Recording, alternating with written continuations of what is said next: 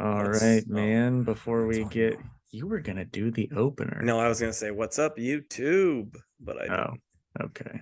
Well, feel free. What's up, YouTube? It's your boys, G Money, J Money, sorry, and the old Casey coming to you live from our separate places. How y'all doing? And also not live. Well, we're live right now. True. You feeling okay today, man? Not really. We're gonna get through this though, We are. We've been through worse. right? Any anything to discuss before the Mad Lib? I went to. I'll share this. I went to Aldi, or not Aldi, Sam's Club. I was gonna get some shit in bulk, and I get these Mission taco shells that are like carb balance, and like they lie on the label. Like, this is just a fun fact. Like, I don't know the exact stuff, but if you actually do the math, they're lying about the calories. But it's still low calories and high fiber. They fill you up, and I got like two family values of those because I eat them a ton. They're really good, and I went for a walk. My dog's like, I don't want to go for a walk. I don't like walking. Hate walking. I'm like, fine. If you can talk, I guess you can choose what to do. And so I left her there, and I come home after my walk, and Hallie comes greets me at the door, and then she wants to go outside. So I'm like, oh, she did something bad. I already know. And so then I walk in, and she got those wraps, pulled it down, and ate, because it's like two packs in one basically. And she ate all of one pack, bit on some of the others, and then was just like, clearly like, my belly hurts. And so she hasn't had a proper poop and like since then. Like, I've taken her out, she had like a, you know, like a sloppy mud pie, as the doctors say. And then today she had another sloppy one. But nothing major. Well, I mean, what do you do, right? What do you do? Yeah. I'm just like, dude, don't do it again. She's like, oh, I won't. I'm like, she's like, okay, I'm going to. I'm like, I know. Well, I hope her little belly feels better. Dude, you've seen her. You know that belly ain't little. I know, but I don't want her to feel bad about herself. I do. She's Stop adorable. stop eating food, big belly baby. That's Bree's nickname for me, actually. She's like, you my big belly baby, and she like bounces it. I'm like, I'm very self-conscious about this, hon. I do not like this nickname. She's like, oh, you'll grow on you. I'm like, Is that motivation to get rid of it? no, it's motivation to add to it. I'm like, she's actually touching me. Okay, let's get into the Mad Lib because this is getting weird. Yeah, I know. I'm not all there, people. She touches me plenty. Okay, didn't really need that one way or the other. But this one is called the dynamic duo. Oh shoot. Noun, Skittles.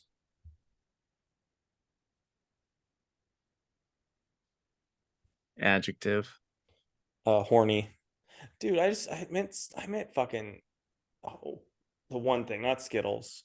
Fuck, I messed it all up. Starbursts. I already wrote Skittles, I man. know, I know. There's just no such thing as a Starburst or a Skittle duo. It's a Starburst duo. Well, you have no one to blame but yourself. I know. This Mad Lib is ruined. We're gonna lose sponsorship with Big Mad Lib. We are and Starburst now. Thanks a I lot. know. It's unexplainably We were juicy. gonna surprise you guys with a Starburst sponsorship. It's like, and that's just the joy of doing it live, you know? Yep. Yep. Adjective.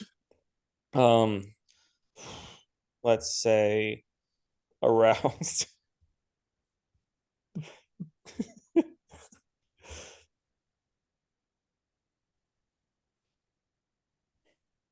Wait, does that work?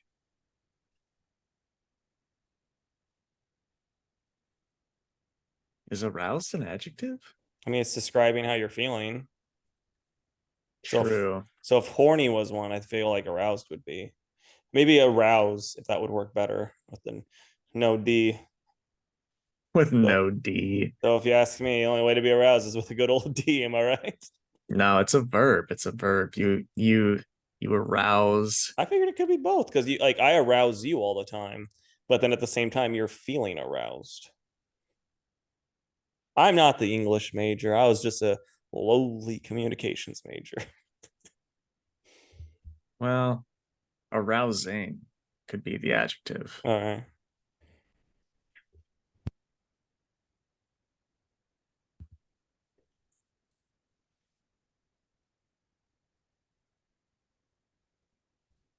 Celebrity.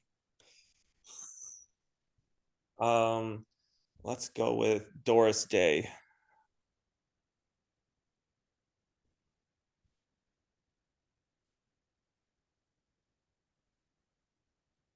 This says person in the room, but I think we should expand it to just person. So otherwise it just gets to be the same every Yeah, time. Mike Petrovich. Ooh, okay. I wanted to make a joke on the post that he made about you for your birthday today because it's Levi's birthday. So I want to be like, damn, no post for Levi. Yeah, well, and then you and know. then like underneath I go, stay away from my best friend.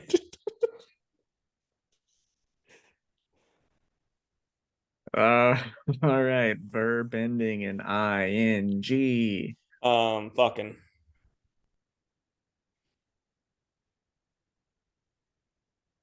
Adverb.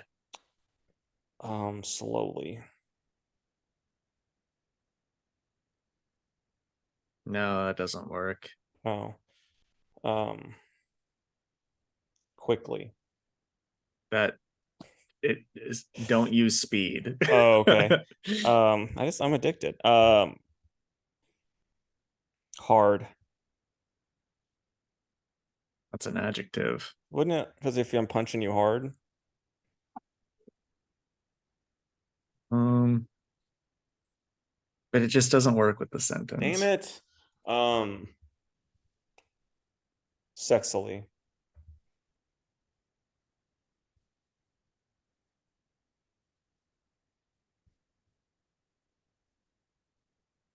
Okay.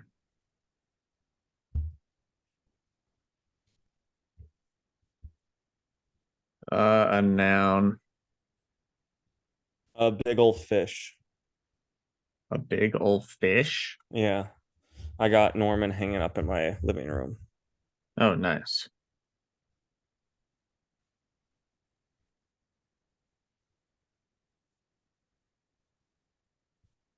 Part of the body.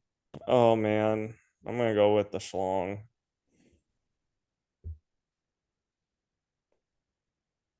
Adjective. Hot. Because right now, no joke, if you put me in your vent, you turn the fan on, I could heat your fucking house for 2 weeks. I mean, it could just be the camera. You look very red. Yeah. I'm just so You're like my embarrassed. little tomato. Why don't you go ahead and take a bite? An exclamation. Take a bite.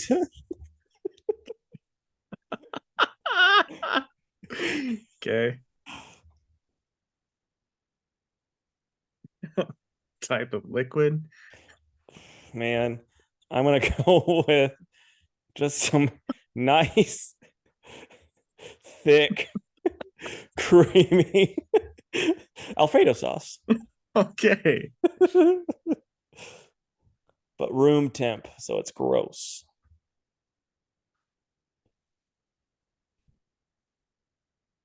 It's a lot to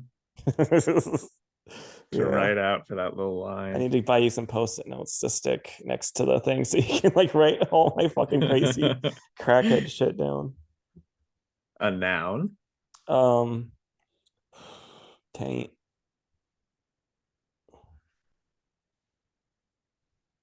A country. Oh man, I'm gonna have to say Antarctica. The continent. Fuck.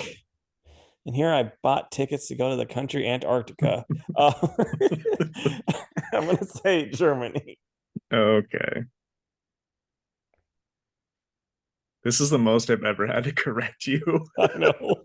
I'm not doing good. Doing it for you guys, all two of you. A noun.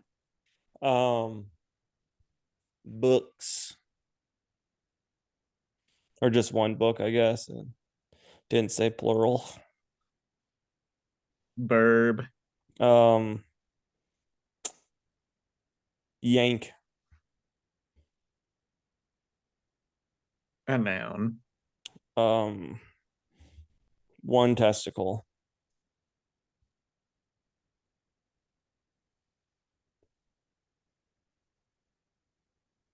A place. Um, a child's tree fort.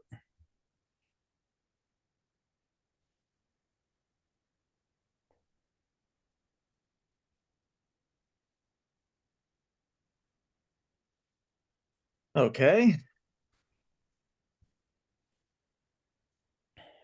The dynamic duo. I didn't even say Batman once. I'm a fucking failure.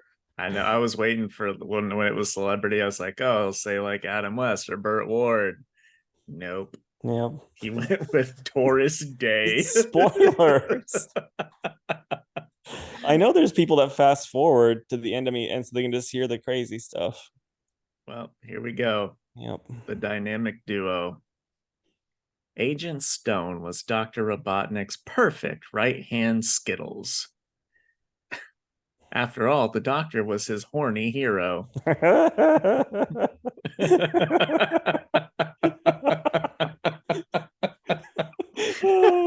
Boy, that I'm just laughing at you laughing. Dude, I'm just gonna turn my mic off so we can get through this. In Stone's opinion, this is so dumb.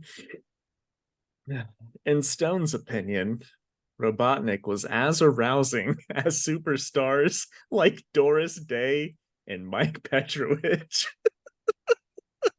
He's not wrong. And Stone thought that fucking with the doctor while planning world domination was the best job ever, even if the sexily insane scientist didn't always treat him well. Sometimes Robotnik would give Stone a karate chop on his big old fish, or he'd stomp on Stone's schlong, or throw hot coffee grounds in his eyes. What the fuck, Robotnik? That's some kinky ass shit, man. Which would cause him to yell, "Take a bite! That hurt!"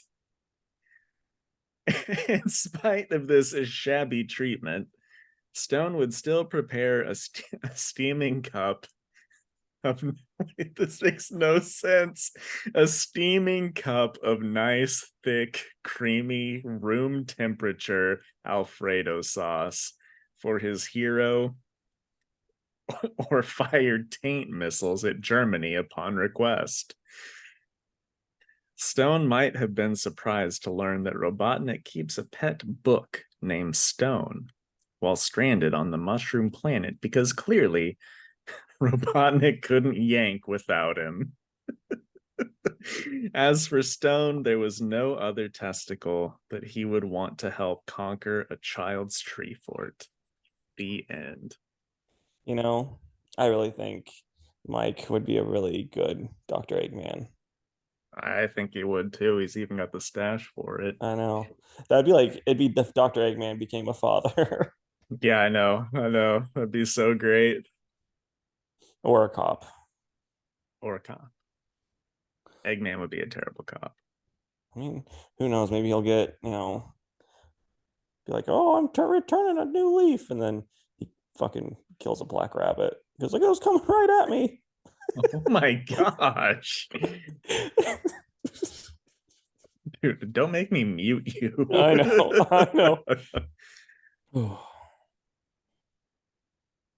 All right. Well, do you want to get us going? Let's do it, buddy. What's up, everybody? It's Casey with Two Worlds Podcast, and with me, as always, it's Scotty Pippen. To my 1997 flu game, Michael Jordan. It's Jake. How you doing, buddy? Sorry, you got to be Scotty and carry me again. That's all right. I'm just gonna wait till we're both really successful, and then I'm gonna start bashing you to every media outlet that I can. I mean, I just love the sound of us being successful. I know, right? Well, since you're reusing that opener, I'm guessing you're not feeling so hot today, Yeah, bud. I feel boiling. I Well, do not feel good. you look boiling. I called you my little tomato earlier. Now you're my boiling tomato soup. Nice. You just put your mouth right on me, sipping up. Yep.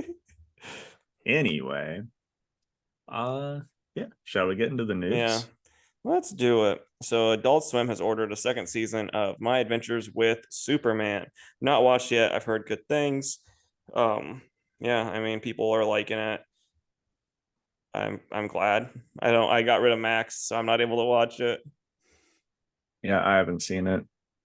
I I've seen ads for it in DC Comics, but that's it. Yeah. So I just don't really ever think about it. Um yeah, so we were really scraping the bottom of the barrel for news this week. So the script for 28 Days Later is done. Um Wave at me. wave at Casey. I'm not feeling well. Okay, thank you. She can't hear me. No, she can't hear you. She doesn't have headphones on. Um anyway, so the script is done for 28 years later, and Cillian Murphy is set to return. Did you watch those movies? I mean, I watch my roommates were watching them, and I'm like, this is not for me. Yeah, So I like them well enough. Um, and obviously, I'll watch anything Cillian Murphy's in. So I'm down for that one for sure. Didn't think that that would ever be an announcement that I was reading. yeah. Kind of thought that franchise was dead, but Well, they had to yeah, wait 28 years. they did. They did. So we'll see how it turns out. All right. So Haya Toys will start doing Showa figures. Haya Toys does these really cool Godzilla figures right now, along with a bunch of other cool movie related figures, but they're only doing legendary. And I'm really hoping this kind of puts Monster Arts like to the test, because right now Monster Arts will be like, hey, we're releasing the same toy with like a slightly different paint color, less stuff, and for more money. Pay up. And it's like, I don't want to. So I'm hoping Haya gets to like make some stuff that's good quality and put them like to actually be fair with shit. Yeah. Um, I hope so too. Also, there's just another reminder for you to remind me to look for that other Godzilla figure that you're asking about. Yeah, Super Seven's doing a Dark Horse Godzilla figure for San Diego Comic Con, along with a Rodan that's Shogun, the Shogun Rodan. Like they're like just like similar to their Shogun Godzilla. It should be pretty cool if they're going with Shogun Rodan prices for a brand new toy, though. They can go to hell because they did that with the Mecha Godzilla, and I'm like, who's buying this? Right. I'm guessing it was like $800. It was 400 for the, and it's like you guys do know, if I had $400 to spend on a fucking toy, I would go with the original one, not this Right. new one. I totally agree. Sorry, Super Seven, are you were our new sponsors. Gosh, dude. Okay, say we did though. Say we got Super 7. It's like even with a discount code, I don't know that people are gonna want to spend it. I mean, probably not with the Mecha Godzilla, because I don't know how many people on here that's like, yeah, I dropped over $200 on a Godzilla toy. That's not for my favorite podcaster. But hey, guys, if you want to buy me a Godzilla toy that's over $400, go ahead. I'm not gonna tell you no. Um, it's like get well soon. But they have like other stuff like your Alien Predator fan, Rambo, all that stuff. So Well, there you go, Super 7. Time to give us that discount Yeah, code. a lot of turtle stuff. I got Nick a good bit of turtle stuff. That's pretty cool. Just figures. Yeah, and oh, and they also have like Thundercats stuff. Like they have some pretty sweet Thundercats toys, You including that. got me one. It's right Yeah, there. See it? well, there we go. Plus that $600 jet thing that they have. Oh, dude. And aren't they about to do the lair as well? I bet they are. I wouldn't be Yeah, surprised. Dang, Super 7, give us a discount code. We just spent 2 hours talking about you. I know, right? All right, moving right along. Some Deadpool 3 news. This one was not really a shocker, but kind of a shocker. Jennifer Garner is going to return to play Elektra for that movie. I saw And, that. you know, people can think and say what they will about the Elektra movie and also her appearance in 2003's Daredevil. But they're probably going to redeem her in this movie and make her crazy awesome, if I had to guess. I have a I don't guess know. it's gonna be funny. 100%. It'll just be a one-off joke. You think so? You don't think Yeah. they'll let her do something badass? They might do like, I mean, I've not seen Deadpool 2, but I know the scene where they're like the X Force and like they are all looking cool and badass and they just go in a wood chipper or whatever else, 100% see that being the thing. Well, I hope they don't do that because I don't want them to repeat that joke. Yeah. But we'll see. So I'm going to talk about this other Deadpool news that everyone already knows about. We got set photos of Deadpool 3, and Hugh Jackman is rocking the yellow costume, no mask. What'd you think? I honestly didn't know. Oh, I'm sorry. googling it right now. I've seen it like on 50 different websites today. Oh, okay, that's pretty dope. It is. I'm annoyed that there's no mask. I wonder if they're going to CG it on so he can see better for his action scenes. Or if Hugh Jackman's like, guys, this is the money maker, you idiots. Don't put a mask on me. And they're like, yes, sir. But See, I don't know that Hugh is saying that, but I bet the studio is saying yeah, that. I don't think they'll give him a mask. I bet he'll at least wear it for a little bit. Might get blown off or something. Yeah. But it I want looked to see him smoke some more. yeah. You have that fetish. Well, no. Wait, is that a fetish? A Uh, smoking fetish? I I bet you. Comment down below if you got a smoking fetish. Sounds like Casey has a smoking fetish. No, I really don't. I'm like, oh, gross. You smell like cigarette smoke, lady. Get out of here. What are you even doing in my room? Where's my girlfriend? Or sir, if it's Hugh Jackman. Yeah. Well, no, he dresses up like Elektra from Ah, Daredevil. fair enough. Yeah. Um, okay, so I didn't know this until I saw it on some comic news site earlier this week, but I guess UPS is talking about going on strikes like I think in August. Um was I don't know, it was some crazy number like 300,000 employees are threatening strike, and Diamond at least exclusively uses UPS to ship books. And because of my deep seated hatred for FedEx, I ask Lunar to use UPS to ship me my books. So I don't know what's going to happen. Uh, Hopefully, shit gets settled, in this next month. Or, lots of comic shops will be affected, not just mine. Yeah. But that would just be something that comic shops don't really need, you No, know? not at all. Wait, So my last bit of news. Hold on one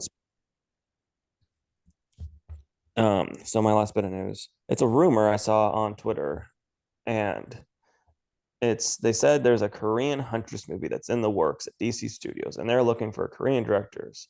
I don't buy it one bit because the writer strike's going on. We've never heard anything about a Korean Huntress movie up until this point, and it's like James Gunn, who's also a writer, wouldn't be like, let's just write up this spec script for a Huntress movie and then have people do that when it's like not allowed right now. So I don't buy this one bit. well, I, I'm not opposed to that, but I'm with you. I don't think it's happening. Yeah, I think that's something. I mean, if they do it, it might be like James Gunn mentioned something about it. But even that, he's talking about how he's like just neck deep in Superman. And Superman's like, get out of me.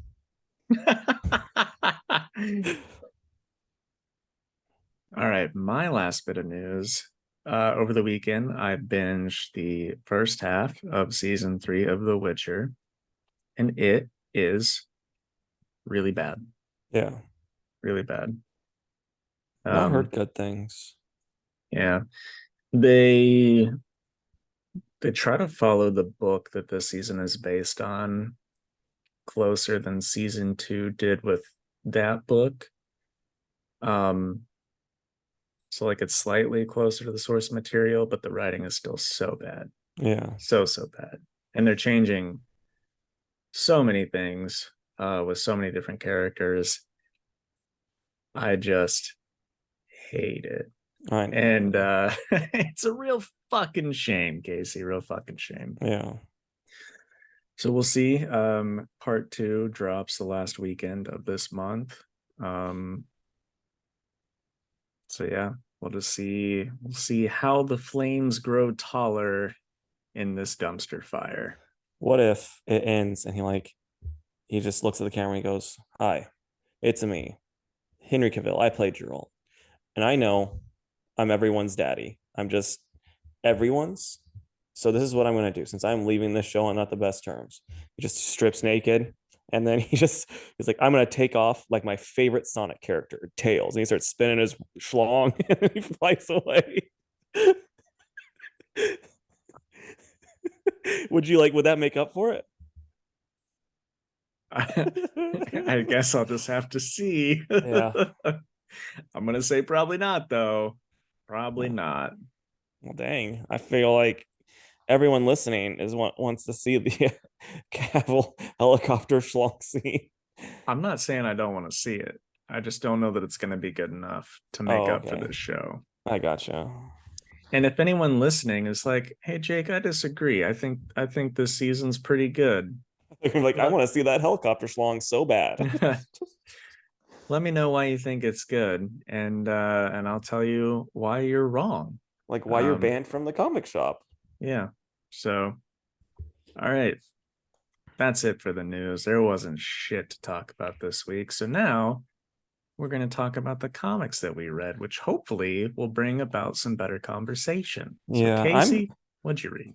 I'm kind of glad we didn't have a lot of news. Like, this was like a 2 hour news week. I would fucking die. So I got Clobberin Time #5, Mosley issue 5.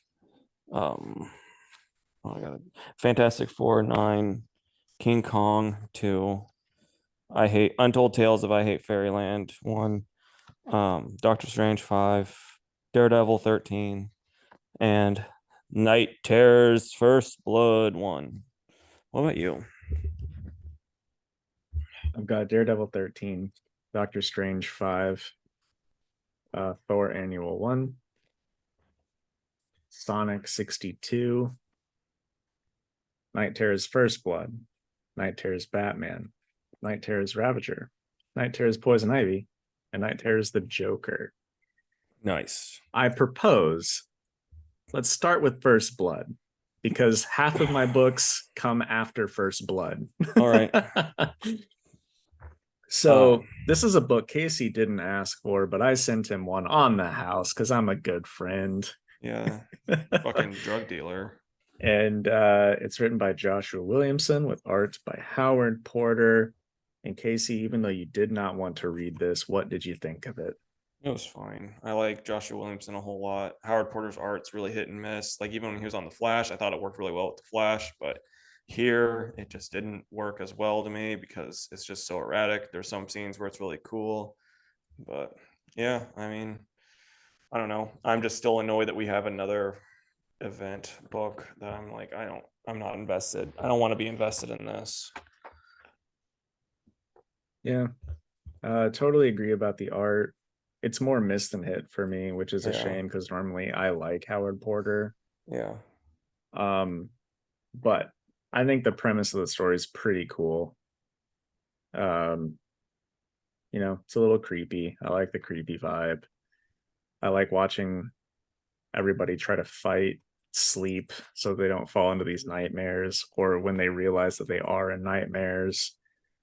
I think Williamson writes Dead Man really well. He's fun. Williamson is just, I hope he's listening to this right now. He is a beauty of a writer. I don't know how he sleeps to get these characters right all the time, but in my opinion, he does such a great job on every character. Like there are some spots at Dark Crisis or whatever the hell it was called that I'm like, this is not a good book. But Williamson still wrote the hell out of this terrible premise. And I think this is going to be the same way. Yeah. Well, I hope that it keeps up because I really did like this. The first proper issue drops next week, and I'm definitely going to check it out. And we'll find out which of these spinoffs I'm keeping and which ones I'm dropping because some Yeah. of them were really bad. Yeah. Um, so yeah, I'm gonna give it like an 8.5. I liked it a good bit. Right on. I'm at a 6. I liked it okay. The art just didn't really do it for me, and I'm still with the big ol' why. Do you want to go first or you want me to? Did I have more? I think so, because you had all of the Dark Crisis Night Terror books, not Dark Okay. Crisis. It's hard to tell the difference. Yeah. All right. Night Terror's Ravager #1. This was the spinoff that I was the most excited for because I really like Ravager. Yeah. I think she's cool as hell. And unfortunately, it was a dud. And I should have known by the creative team, which is Ed Brisson and Dexter Soy. Those creators are good creators. Normally, I like them, but they're the ones that were doing Deathstroke after Priest left, and I dropped it Gotcha. because it wasn't good. Yeah. And this also wasn't good. It looks cool. Dexter Soy is a very good artist, but it's just Rose being mad at her dad and trying to save her younger self in the nightmare world from a couple of monsters. And I don't know. It just didn't feel high stakes to me. And it's like, okay, we get it. You don't like your dad. Most of us don't, right? I love Uh my dad. What are you talking about? no, love her dad, you goose. Oh, okay. Um, so yeah, not great, not great. I'm gonna give it probably a 4 out of 10. I gotcha. All right, so Clobberin Time by Steve Scrushy on the story and the art. I'm not gonna lie. Issue 3, I was like, I don't think I can do this. And then nothing came out. So I'm like, well, or no, I think it was issue 2. After that, I was like, can't do this. But there were like 2 books that came out. So I was like, well, I guess I have to. So Jake stays afloat. And then I was like, well, it's issue 4 now. Issue 3 was okay. And so then I picked up, I'm like, oh, this sucks. And then issue 5 happens. I'm like, well, it's the final one. I'll get it because like maybe I'll sell it someday because it'll be worth, 5 cents. And it sucks. I'm not enjoying it. I didn't enjoy it really. I think sometimes the art looks kind of cool. Some of the stuff was kind of funny, but I just did not care like at all. I didn't find it funny. Like for the most part, there was like I said, some parts, but it's like trying really hard. It was like me in high school, just trying really hard to be funny, and like me today, and just nothing was hitting. So yeah, I'm gonna go 3 out of 10 and book overall like a 4. It's a shame because you love some Thing. I do. I love the Thing. Big old rocky bastard. Was the interior art the same as the covers? Yeah. Oh, I wouldn't. I would have dropped it after one. Yeah. I hated that art. Yeah. I liked it okay. I thought it was interesting and neat, but it's just like the most interesting thing he did was like rips the Thing's skin off and rip Wolverine's skin off and that type of stuff. So I'm like, this looks cool. Everything else, I'm like, oh, this is pretty boring. Well, moving on. We've got Night Terror's Poison Ivy #1. And it's written by G. Willow Wilson. And the art is done by Adigan Ilhan. Um, this one was just as bad as Ravager. I'm doing the bad ones before I do the good ones. Oh, okay. I do want to point out uh I picked up the variant cover by Lyrics. I love her, and it's just a really nice cover. Yeah. Um this is sort of a play on like I don't know, just like a sitcom, like Harley or Ivy's nightmare is her and Harley just like living in this little neighborhood, and like Batman and Catwoman are their neighbors, and they're all just like creepy smiling, and isn't it a beautiful day? Just like everyone's saying the same shit.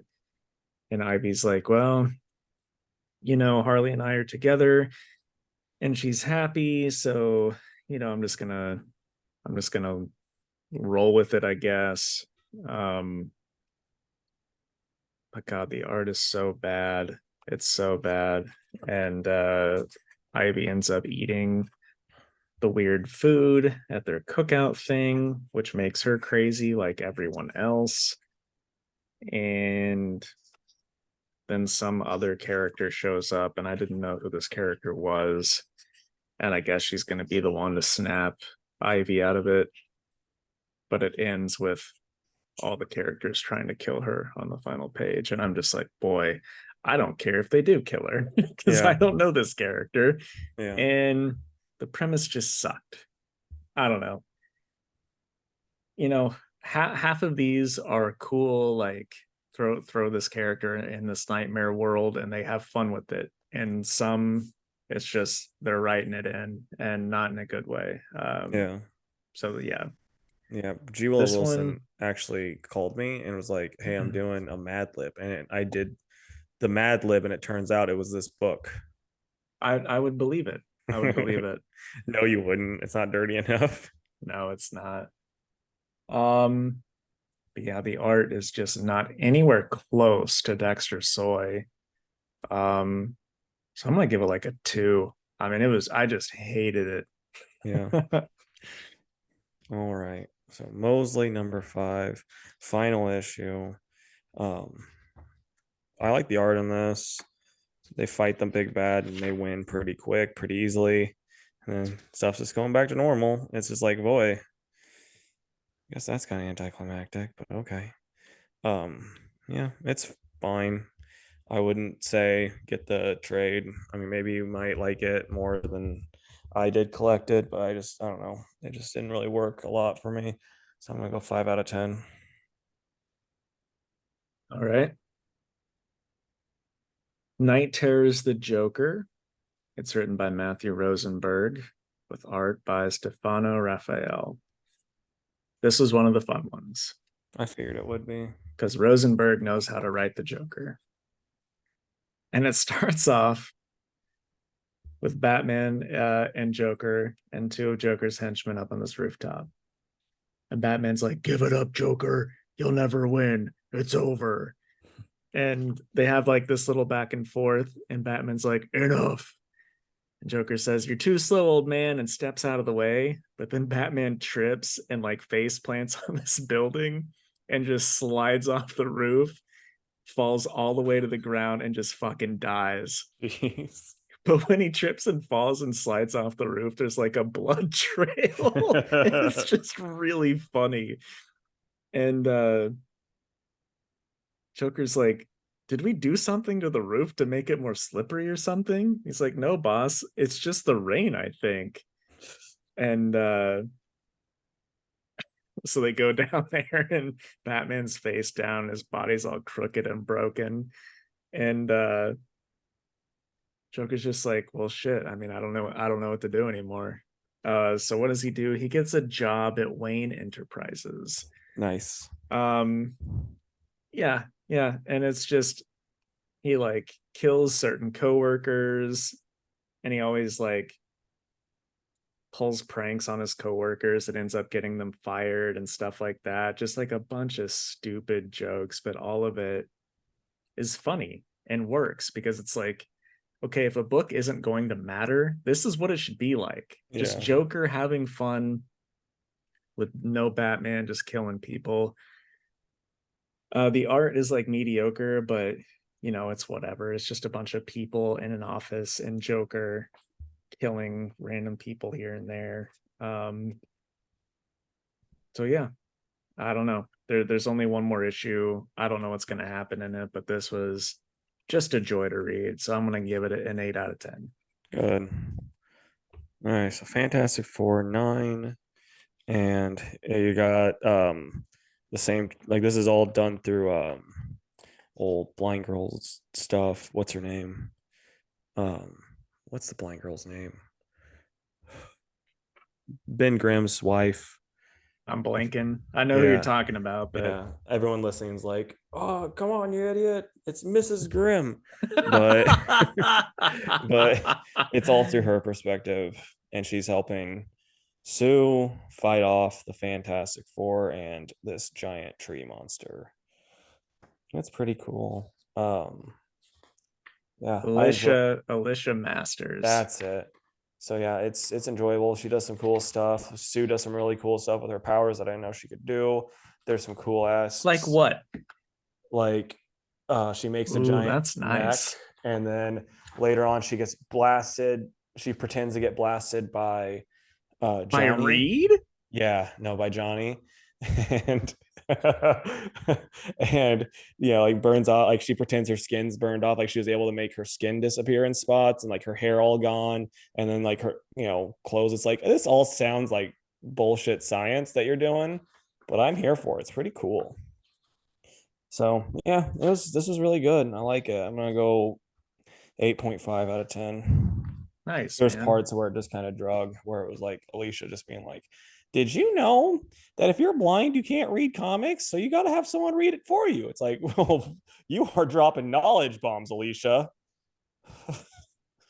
I know that like half of these issues you've been like lukewarm on, so it's always nice whenever you read one that you like. Yeah, I mean, it's been getting better every issue, really, except for it had a peak like a couple issues back. I think it was the annual where I'm like, this is the best issue. Like, this is going on my issues of the year, but this was still good. Nice. All right. And the last of the Night Terror stuff for this week, because I wasn't about to read Black Adam, is Night Terror's Batman. And it's written by Joshua Williamson with art by Guillaume March. Yeah, this one's good. It shows like a little flashback where Batman and Alfred are like in the Batcave in this pool, and Batman's like, leave me in there for 24 hours. And there's this thing on his face, and he just relives his worst nightmare on repeat for 24 hours, because why wouldn't Batman do that, right? Yeah. So yes, Bruce's Nightmare Land is him as a boy in Crime Alley, and this villain, Insomnia, I think his name is trying to He's break got him. cookies. Yeah, he does. But Bruce is like, there's nothing you can do, no thing you can put in this nightmare that I haven't already relived over and over and over. So, give it up. But he does, and he keeps trying. Uh, and eventually, we get to the end, and Bruce is able to, I don't know, regain control until Insomnia puts him in the body of Joe Chill. And then the issue just kind of ends with like him and Chill's body saying, no, no, I'm not in control. And then the gun goes off. Yeah. Um, yep. And then there's a backup with Damie and Robin. It's written by Williamson. The art is by David LaFuente. I hated the art. It was so bad. I could not read this story. Yeah. Um, so I'm sorry, Mr. LaFuente, but it is just not for me. But the Batman part was good. Obviously, Williamson knows how to write Batman. He does that well. And March is an incredible artist. It fits well for a nightmarish hellscape. So I'm gonna give this one like a 7.5. It was fun. Right on. So next up, it's King Kong: The Great Tour by Alex Koss and Tommaso Bianchi. I like the art in this. The story's pretty cool too. You got these soldiers going through Skull Island, freaking out because Skull Island's fucking crazy. They fight some bunch of different monsters. They die. Yeah, the leader's not prepared to be a leader in this, but who would? I still don't understand why he's got this haircut back in World War I time, but it's okay. He's going through his emo phase, and then We all have one. yeah, and then yeah, they are staking out for the night, and it's like that beast that you saw. He's like, no, it couldn't be real, and then like they are hands up, and they're like inside, they're camping out inside his footprint. So it's pretty cool looking, pretty cool book. I like it. I'm gonna go 8 out of 10. I'm glad that you still liked it after loving that first issue. Yeah. It's good. Okay. Sonic the Hedgehog is 62, written by Ian Flynn with art by Thomas Roethlisberger. And it was pretty cool. Amy returns that ancient echidna monument thing to Knuckles on Angel Island, and they just have a little adventure, just the two of them. There's some character development there. They build some trust and some friendship. Meanwhile, the bad guy for this arc, who is Clutch the Possum, he's a real seedy businessman. He hires this guy called Mimic, who is just a shapeshifter, to infiltrate Tangle and Whisper's little gang, because Mimic has some beef with those two. And essentially, the businessman wants to do what the Resistance does, which is clean up after Eggman's mishaps, but he wants to charge all the creatures to clean it up instead of what the Resistance does, which is clean it up for free. So it's fun. I don't think we've ever had a Knuckles and Amy, solo outing. So it was pretty cool just to have a nice little change of pace like that. It was fun, colorful. The whole issue just looked like, Angel Island from Sonic 3. So that was pretty cool. Give it like a 7 out of 10. It's good stuff. On. So next up, oh, also I had a joke. Did you know that there's a 1 in 5,000 variant cover coming out for issue 69, drawn by Ken Penders? Dude, that would be so hilarious. I agree. So yeah, Untold Tales of I Hate Fairyland #1. So we got two stories in this. We got Brud the Brutal. It's by Scotty Young and Aaron Conley on the art. Aaron Conley's art is disgustingly hilarious. If you really like close up of men nipples, boy, do I have the book for you. If you can see that. Yeah, why? That's my Oh, only question. well, because he thought that Gert thought he was sexy, but then she thought his axe was sexy. And she's like, I wasn't talking about him and his disturbing baby bottle nipples, and that cuts the nipples. And then she grabs his nipples and runs off with them, and then lets go, and it knocks him out, and then she kills him. It was pretty funny and gross. And then Don't Trust the Pig in Apartment 23, a reference to a show that I think had 2 seasons called Don't Trust the Bee in Apartment 23, starring Jessica Jones. It's by Dean Rankin on the art and the story. Gert wants to kill some pigs because they looked at her funny. And then she gets a sword, and the sword's Excalibur. And then all the pigs go Captain Planet, and they put their powers together, and then just makes a giant monster. That's kind of hilarious. Yeah, and then Gert just kills him, and it's pretty fun. It's fine. It's not really what I was wanting. I was wanting to see some of these other Gerts that are gonna pop up, but these both just seem like regular old Gerts. So yeah, it's fine. I'm gonna go 6 out of 10. All right. Did you do the Thor annual? No. Okay. Thor Annual #1. It's written by Colin Kelly and Jackson Lansing, with art by Abraham Robertson. And it's perfectly fine. The art was really good. But it's a story about, so like in the regular Thor book, Casey, you remember that the Bifrost gets shattered, pieces go everywhere. Well, MODOK collects a bunch of the pieces and becomes Mythos. Oh, MODOK, you silly boy. Yeah.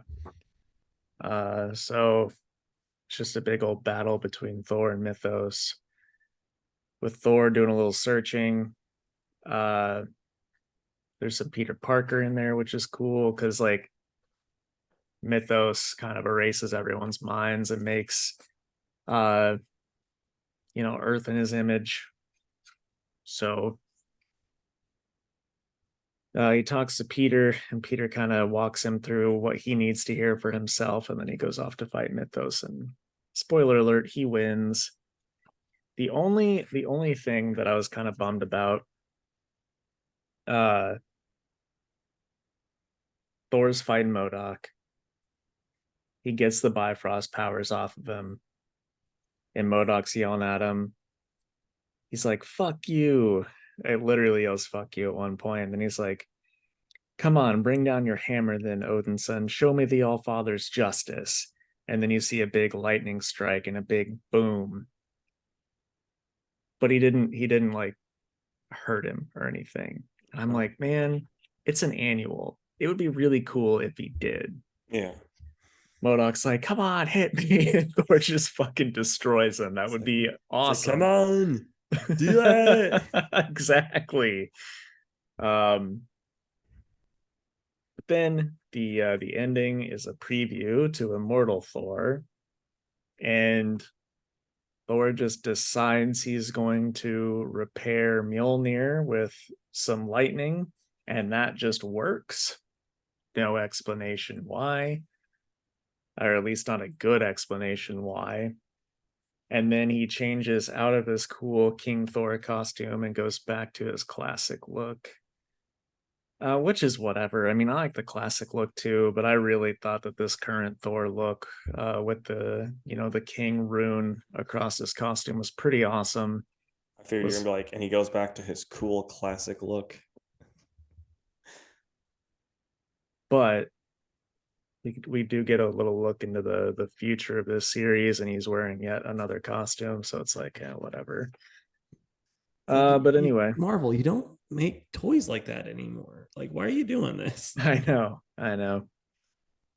But anyway, it says to be continued in Immortal Thor 1, which I'm obviously going to read because I have to. Yeah. This was all right though.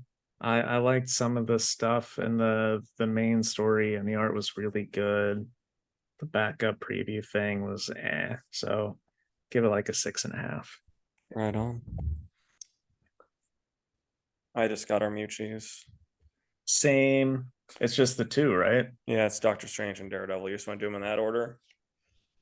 Sure.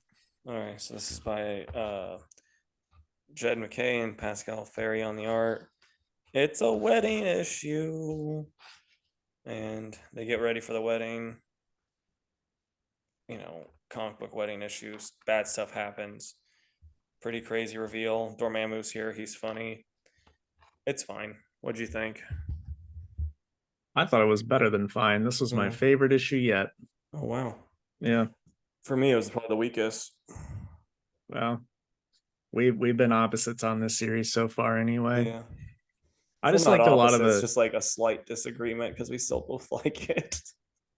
Well, true. It's just there's been issues that you really like that I was pretty meh on, but I liked little bits and pieces of the dialogue throughout.